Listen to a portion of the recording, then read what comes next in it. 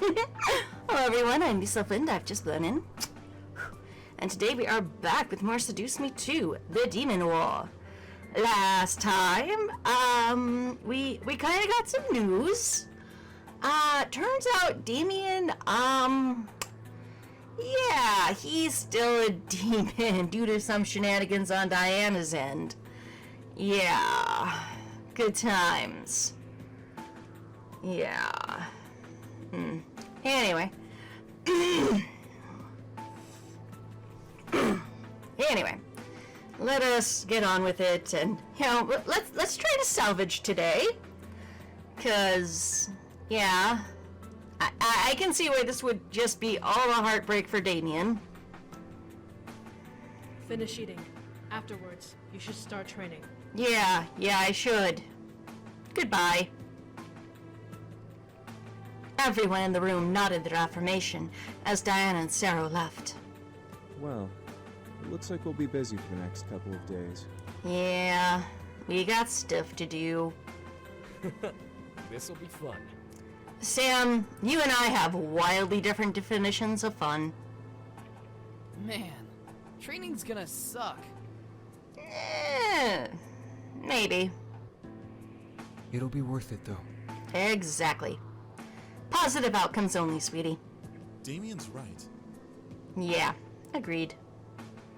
As we all finished eating, everyone left to either train or do things on their own.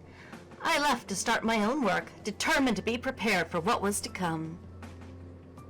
The Demon Lord wasn't going to win. I wouldn't let him.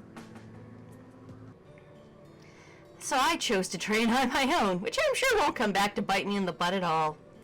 It would not be an easy adventure, but I had practice in self-defense from my Taekwondo. If I found a way to add magical energy to the mix, then I would be set. So, if we need to add magic to it, wouldn't literally anyone from a magical dimension be better than doing it by myself? It seemed like a good idea, at first. Until I managed to kick the bench and the bed frame a couple of times, resulting in a very sore foot. You know what? I totally deserve that, though. Also, shouldn't this be an outside activity? Yeah! It was strange. Practicing my self-defense went normally as I've done before, yet I could tell that I was going to need some help. I left my room to wander the halls, curious as to what to do. Should I go to one of the rebels for advice? Yes. Should I find Diana? No. I wasn't entirely sure. I felt a bit discouraged, but I pressed forward, letting my feet guide me. So we're no longer worried about, the guards not knowing who I am and killing me? Oh, you again! Eventually, I was led outside where a woman on a strange brown and red horse raced through an obstacle course. There were training dummies stationed around each turn, and the woman rammed her sword into each one as she rode by. I was quickly entranced. She looked so natural on the horse, and the way she cut through the dummies was downright breathtaking. Girl crush! I grew mildly envious of her skill. As she spotted me, however, she stopped and pulled the reins on her horse. Whoa! Huh. Hi. You must be the human. Uh-huh. You look much prettier than I imagined. What did you imagine me to be? The woman quickly jumped down from her horse and walked over to me, smiling a kind smile my way as she approached. Oh, hi.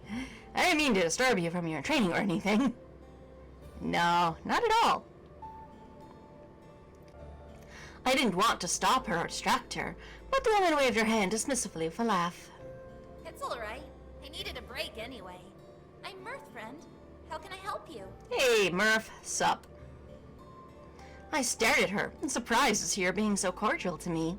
And then again, I was a guest of the castle, and apparently gossip spread around that a human was staying for the duration of the war. Good to know. It should not have been surprised to see such manners. Aw. Still, I shook my head and smiled. It's nothing, truly. I just wanted to come out and explore, that's all. Explore? How How strange. Do humans often wander around on their own? I figured the Rebel Queen would have a bodyguard watch over you. Yeah, I feel that way too. I shrugged a bit. It really wasn't a human thing. It was more like a Mika thing. Uh-huh, keep telling yourself that. I had always naturally been curious.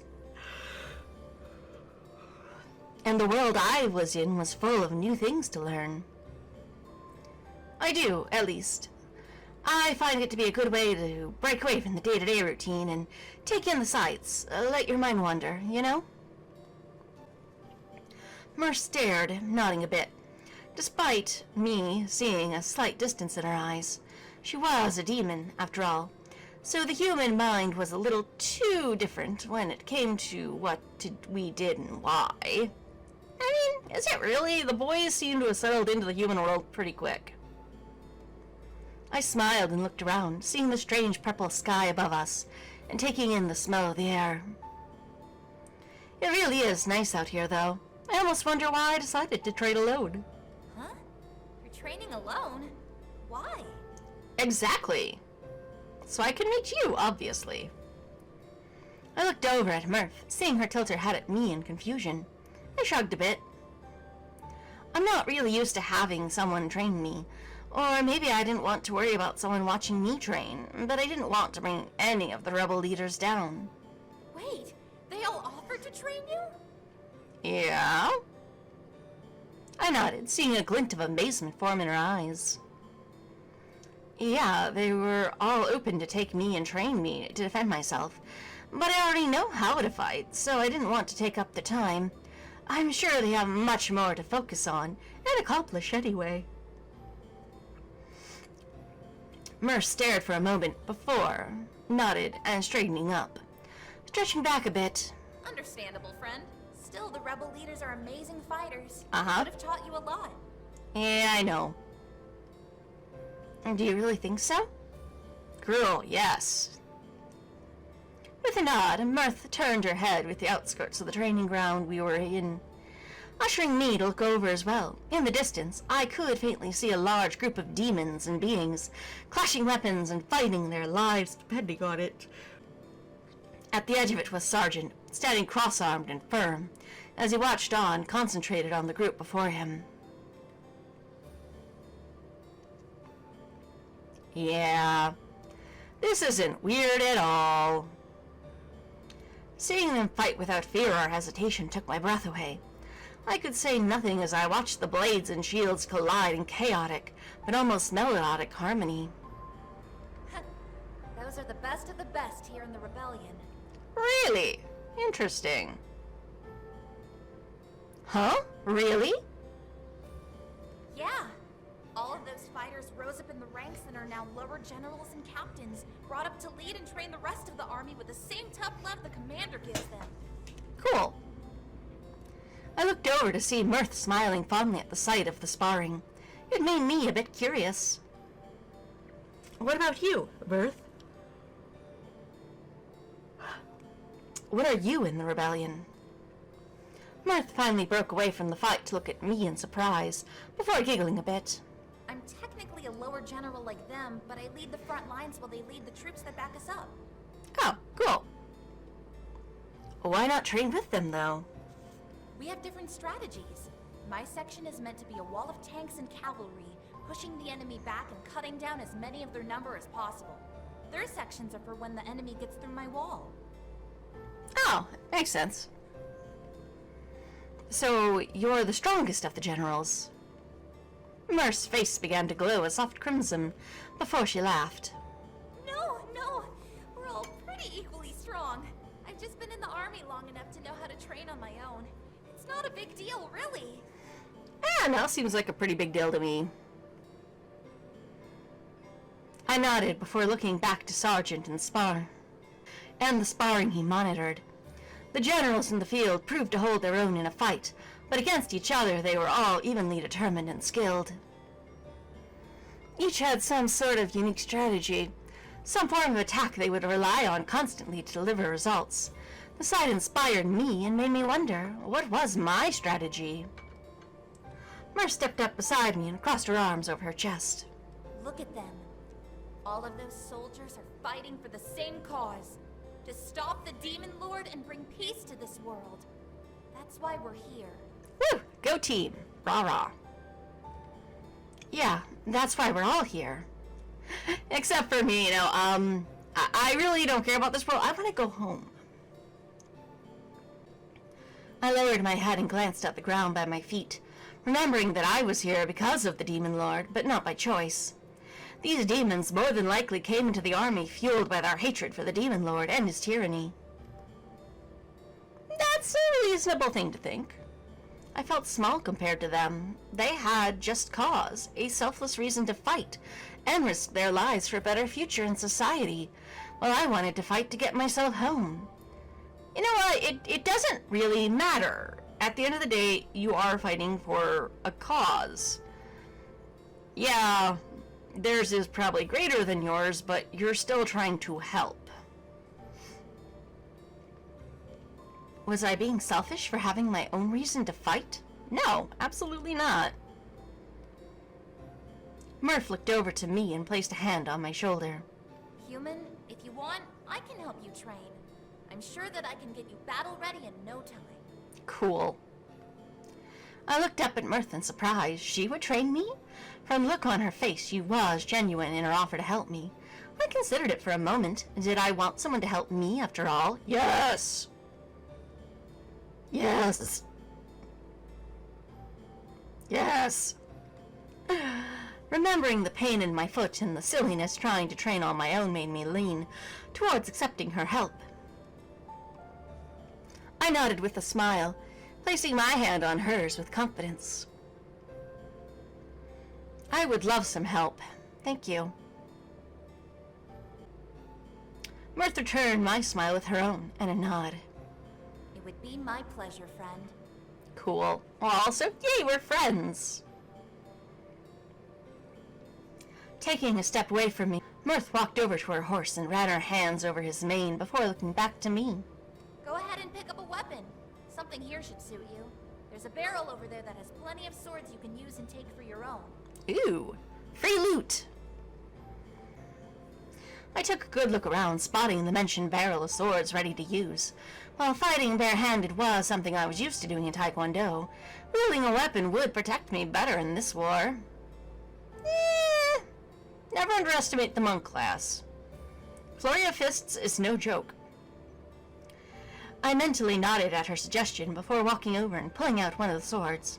To my surprise, the blade was very light, almost like it was made of plastic. These couldn't have been real, right? Girl, magic. What the? This is a sword? Murph laughed and walked over to me, drawing out her own sword and swinging it around in her hand with ease. It's light steel perfected right here at Lilith Castle. As weightless as a toy, but just as deadly as a common blade. Give it a couple of swings. Okay. Ah! My arm! Why didn't you warn me? I grasped the hilt in both hands and took a swing, gasping as I saw the blade cut through the air as if at proper weight. Whoa. See? What did I tell you? Drawing my eyes down the blade, I could tell it was well made, at least for training purposes. As my eyes darted around and landed on a nearby training dummy, another curious thought passed through me.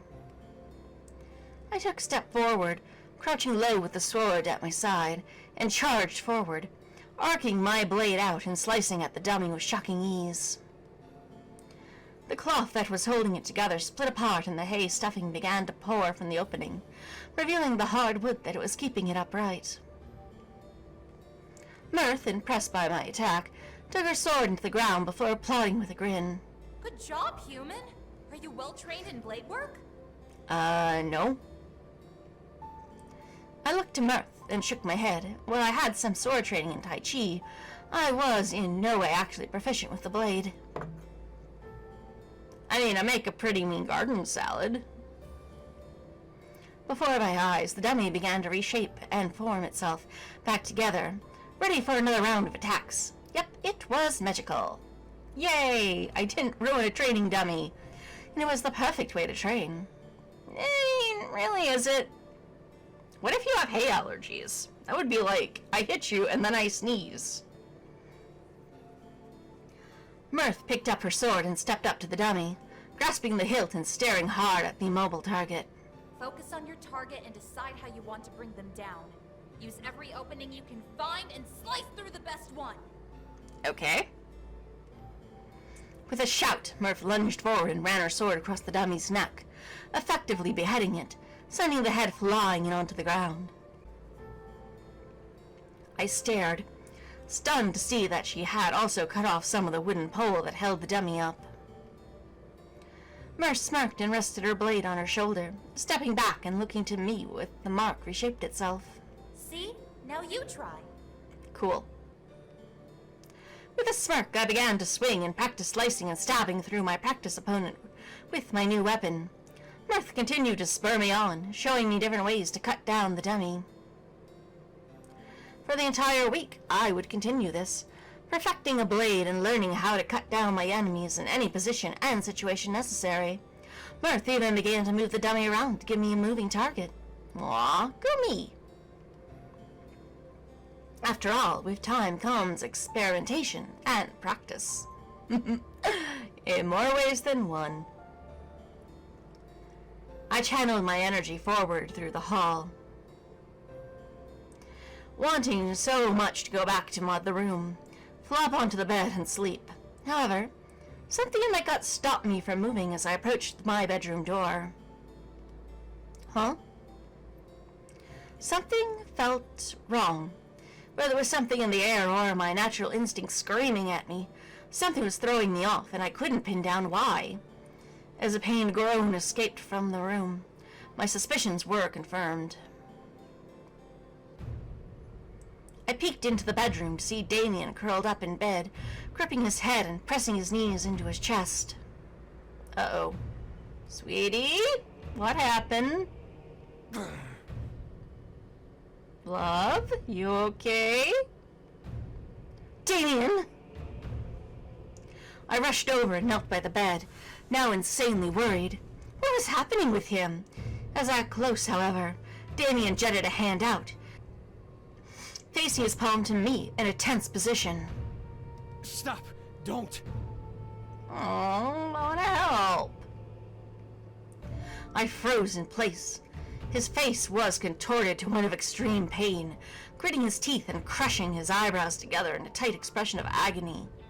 I couldn't tell what was going on, but whatever it was torturing him. Damien violently shook his head, digging his fingers further into his head. Please, just stop! I'm stopped. Stop doing anything. I'm gonna try to help, because that's who I am. I needed to find some way to help him. I began to think of everything I could do. Get the brothers, get Diana. No. Get someone to heal him. I could hold him close and try and soothe him. However, the more I thought of things to do, the more Damien began to close in on himself, shaking. My eyes widened in realization. He was getting bombarded with thoughts, and I was adding to it. Okay, so I'm sleeping out in the hall tonight. Cool. At that moment, I let my mind go blank, hoping it would help Damien calm down. As I did, Damien continued to shake, but not as violently as he did before. However, a full minute passed and nothing changed. I began to instinctively worry, but I forced the feeling into my chest and continued to let my head remain empty of thought. Damien attempted to take deep breaths, trying to calm down further, but to no avail. Okay, time to go get the bros.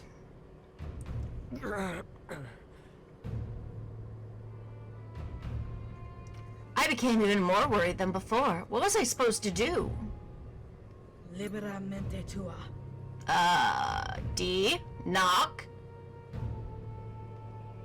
The sound of Diana's voice echoed through the room, forcing me to turn around and look at her as she stood in the doorway. She stared hard at Damien, holding a hand out to him. Her fingers and palm began to glow a dark purple color, like a flame dancing over her skin. What now? Damien slowly rolled onto his knees on the bed, still gripping his head and growling to himself as Diana slowly approached him, holding her hand close to his forward tilting head. Liberamente tua! Okay. The flames around Diana's hand sparked, intensifying in a glow, as Damien winced and hissed out from stinging pain. I continued to remain still, not wanting to add to the pressure of Damien's head, but confused as to what Diana was doing. I think she's helping? Question mark? Very slowly, Damien's head began to glow the same purple color as the stream. A purple energy began to trickle from him towards Diana's hand. As it connected, the energy around Damien's head began to fade at last, and Damien's tense form began to relax. Diana tensed her hands and caused the flame around her skin to wrap around itself, forming an orb above her palm, as she turned it towards her. As it settled into a physical purple ball, she grasped it and let it shatter in her hand.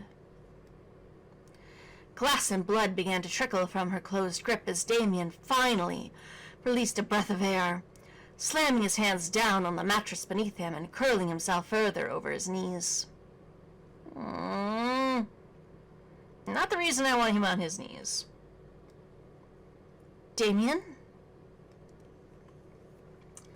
I instinctively reached over and placed my hand on his arm, feeling the cold sweat run down them from the struggle he was fighting against earlier.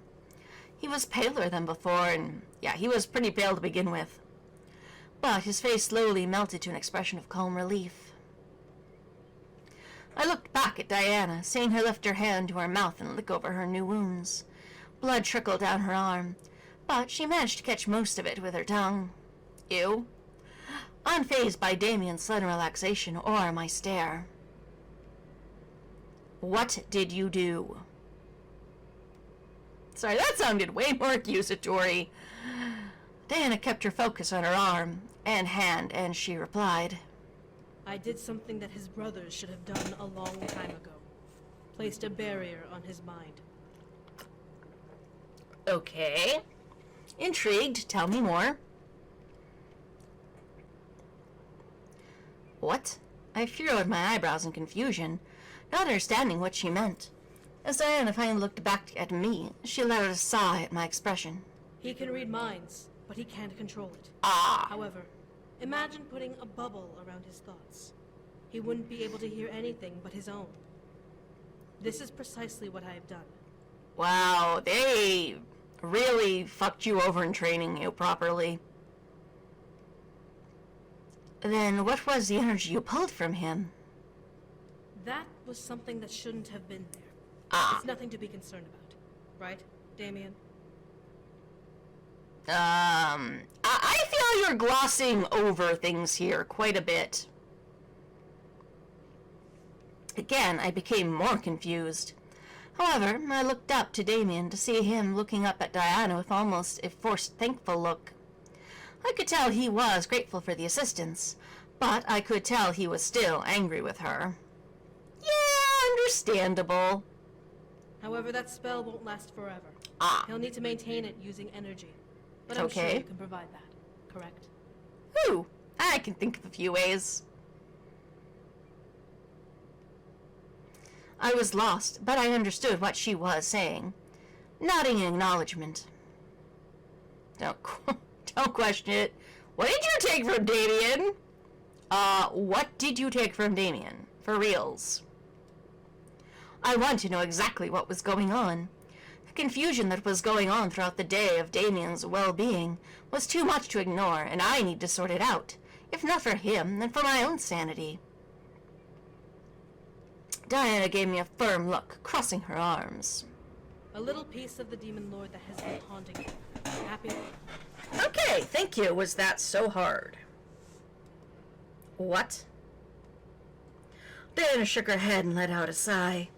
He can explain if you're that curious. Yeah, but you're here and not curled into a fetal position. Diana then turned on her heel and walked towards the door. Before she left, however, she turned back and looked to Damien. Be careful how much you feed. You've been without energy for too long. You'll be craving soon. Okay. With those haunting words, Diana finally left the room as Damien laid his head on mine. He let out a tired sigh as I looked up at him, lost as ever. My poor Damien. Just from his expression, I could tell that he was just beyond relieved to be out of whatever torture the mind reading had forced upon him. It was something he never wanted, and yet he had to endure it for the day until Diana blocked his mind. Why she didn't do it before was beyond me, but at least he was okay now. The more I thought about it, the more part of me began to question the situation. If Damien could block out mind reading, then would it be possible for him to want to be a demon again? As a demon, he had many interesting abilities. True. Then again, it was his decision, and from what he had told me about his past, he didn't wish to relive any of it with his skin he was born in. Yeah, and there's kind of the tragedy of Damien. Because of all the trauma he suffered as a child, he is literally trapped in a prison of his own skin. His wanting to be human, to be something else, is understandable, but long term, he'd probably just be better off making peace with himself and just gaining acceptance that way. Self-love's fucking important, y'all. I left the inner conflict wane as I cupped Damien's cheek, feeling him nuzzle into it. Right now, Damien needs some tender, loving care, and I need to provide it. Are you okay? I am now. Aww. That's good. I could hear the ease drip from his voice, making me smile. He was okay now. I slowly climbed into bed with him and wrapped my arms around his body, feeling him cuddle into my embrace and let out a hum of joy at the feeling. It was cute to see him like this, but then again, he was cute to begin with. Exactly, he is freaking adorable. Another reason why I loved him. I ran my hand slowly through his hair as he let himself settle down for the ordeal he went through. I could tell he was exhausted, just like I was. However, he began to speak, making me awaken enough to pay attention to him. I've been having nightmares, too. Oh? I really wish you had told us this in the human world. You have? I looked down at Damien as he nodded and looked up at me. The dark circles under his eyes were much more prominent the closer I was to him, making me frown a bit at the sight. Still, he continued. Some sort of shadow kept visiting me and taunting me for my choices. It would change shape every time, and just now, it only helped in making my mind-reading abilities worse. By worse, do you mean better or worse? Because worse in some cases could be making them weaker, worse in some cases could be making them so powerful that they raged out of control, you know? Damien. I gave Damien a small squeeze, making him lean up and kiss my cheek, before nuzzling his head into my shoulder, continuing. I didn't want to worry you with it because I thought it was a side effect to becoming human. But I guess it was right. I was always a demon.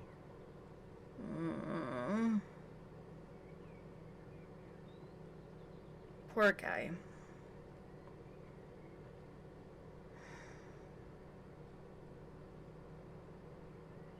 It is really tragic. He is probably never going to be able to escape this.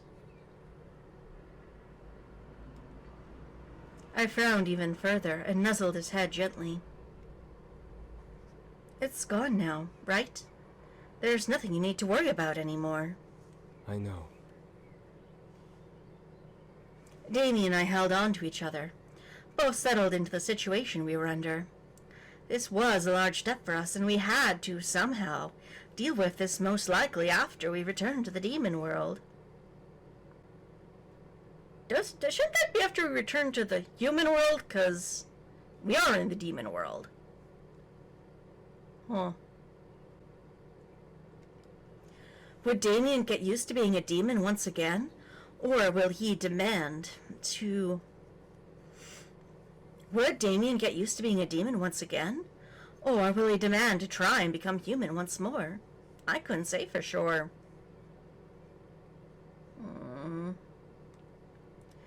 The exhaustion that plagued us took over at last, driving us to sleep within each other's arms. Sleep. I half expected the night to be uneventful, but my thoughts began to plague me, trying to disassemble all of my discoveries and everything that happened to us in my subconscious. We were in the demon world, and Damien was back to being a demon. Despite that fact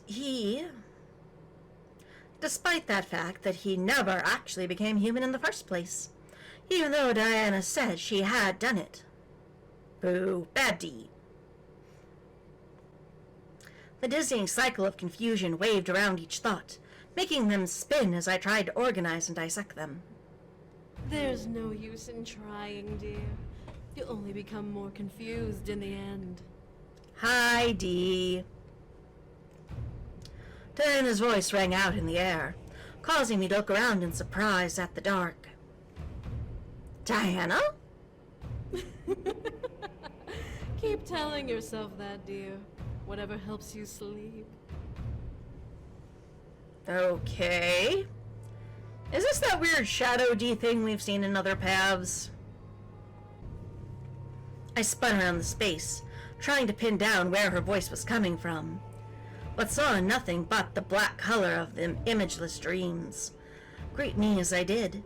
Still, Diana's voice rang out to me loud and clear, as if she were there watching and speaking to me somewhere nearby.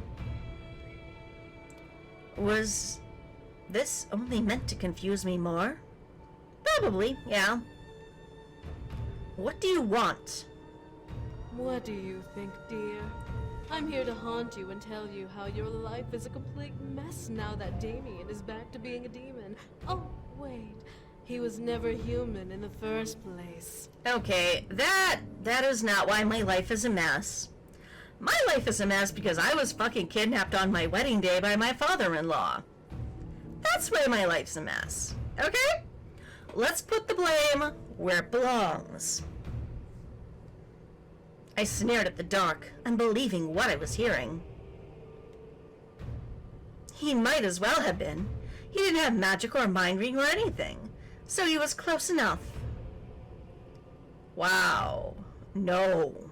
Wrong argument. It doesn't matter either way, he was a good person. Something tells me that you're actually happy about the turn of events, no? Not the way you're implying. What? Think about it. Damien with his powers. He's not a boring human. He can enthrall you and use magic and protect you forever and ever without worrying about human trivialities. Okay, all those reasons are not even remotely close as to why him being a demon, after all, would be good for him. And at the end of the day, it has to be good for Damien. I took a moment to myself, taking in what the voice proclaimed in Diana's voice. While it was true that Damien and I accepted his humanity, a part of me was rather excited to see him as a demon again.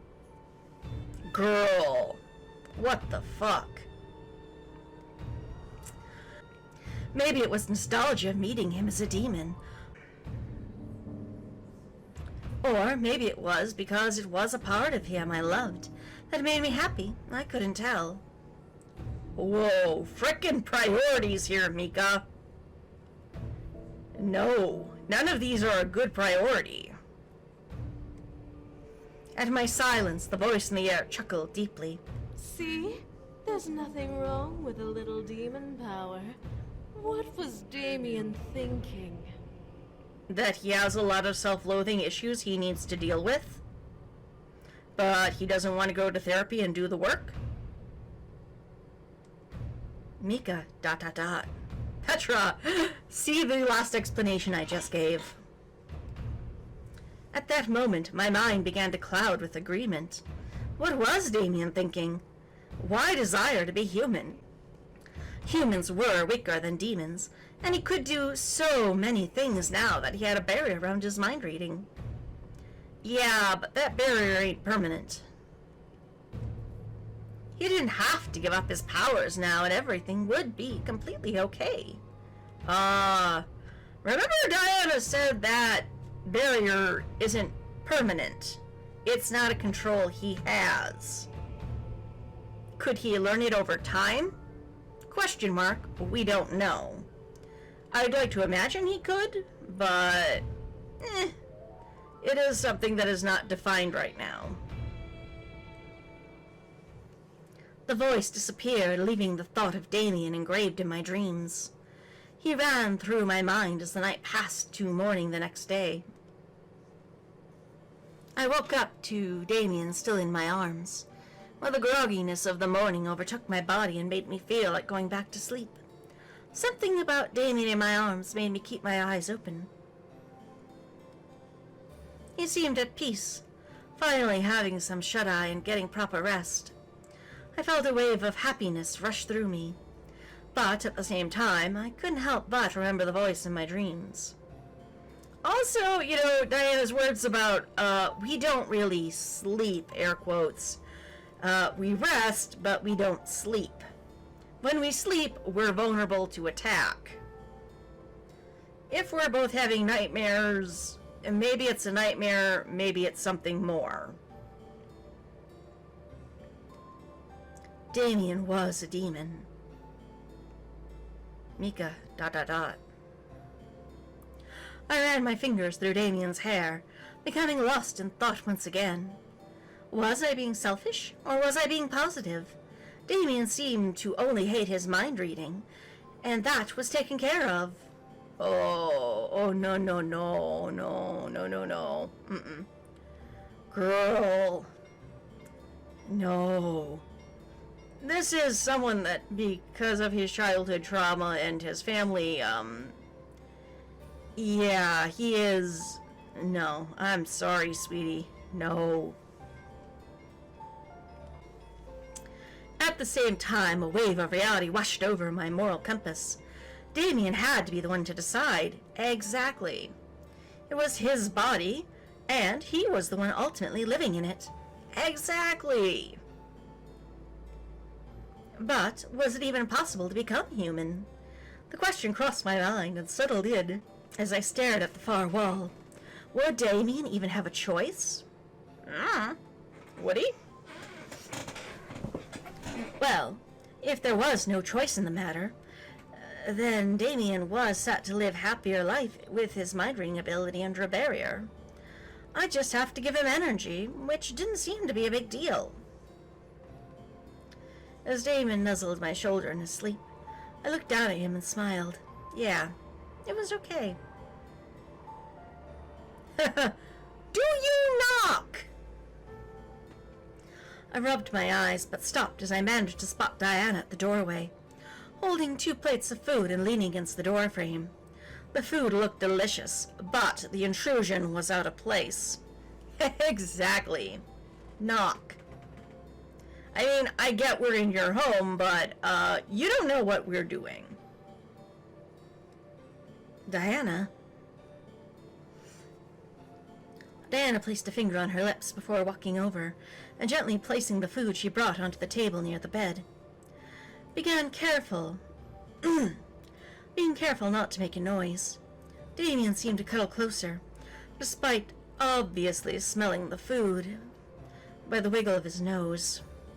Aw, that sounds adorable. I couldn't help but smile and nod to Diana.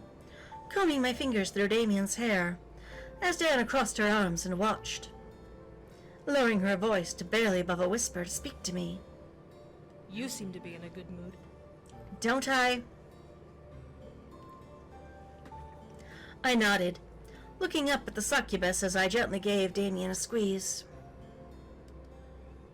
Yeah, Damien got some sleep, which is what he needed.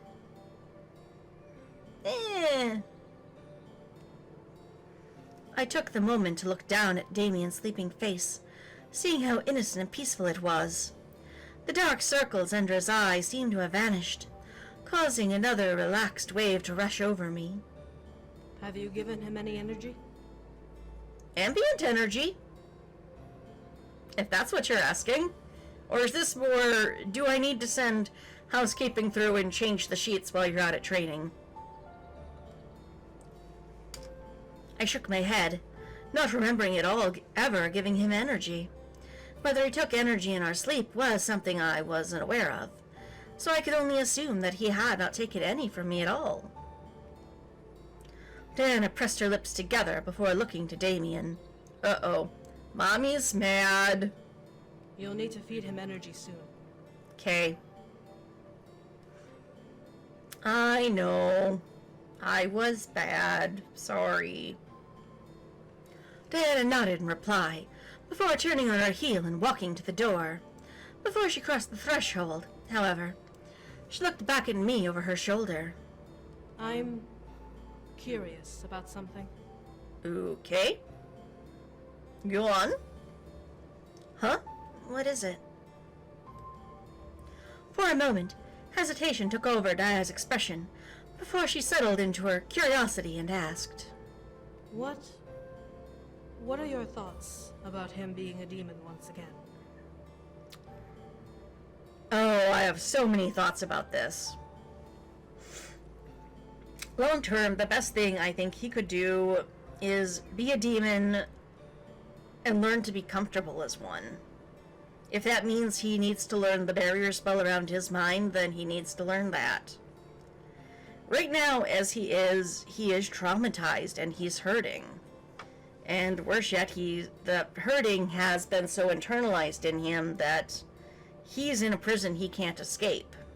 He thinks being a human is escaping that, but it's never really addressing what the trauma was. And if you're not addressing that, you're never going to be able to grow past it. That's the player's thoughts. In character, however, I stared at Diana, seeing the curiosity burn in her eyes. My grip slightly tightened around Damien, as I let my thoughts try and construct an answer. At the same time, I wasn't entirely 100% sure myself. Haha, in character. Out of character, I'm very sure of my answer. He wants to be human. I'm happy he's a demon. I don't know. Well, unfortunately, I'm doing this in character, and he wants to be human. At the end of the day, Damien desired to be human above anything else. He made that clear when we first met, and I wanted to respect his decision. Hell, I fell in love with him, even as he became human. He and I were closer that way.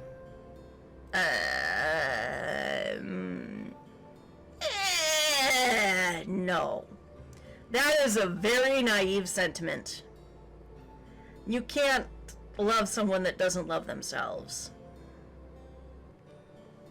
Diana stared at me for a moment, before nodding in acknowledgement and leaving the room, closing the door behind her. That was an interesting interaction. Yeah, actually it really was. We got to have a really neat discussion about, what I as the player feel is going on with Damien, as well as, what they're thinking in character and how frickin' naive it sounds said out loud. But on that interesting note, we need to call this session to a close. Until next, Takligatil Akhedo.